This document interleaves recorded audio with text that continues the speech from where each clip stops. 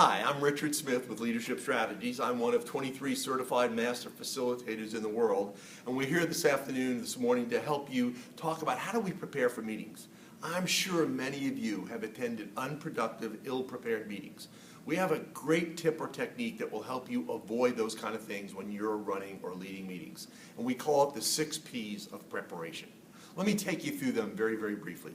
The first P is purpose. Why are we having this meeting? What is the desired end state? What problem are we trying to solve? The next P is product. When we're done with this meeting, what will we hold in our hands? What's the tangible deliverable? What will we have in our heads? What will we know that we didn't know before the meeting? And last but not least, what will we have in our heart? What will we believe after the meeting? To accomplish that purpose and achieve the product, who are the participants that need to attend that meeting? And frankly, where are they coming from? Who are my naysayers? Who are my positive thinkers? Next, what are the probable issues that will arise as I try to tackle that purpose and that product with those participants? Next, the process. What's the agenda look like? What are the steps I'm going to take that will get me from purpose to product?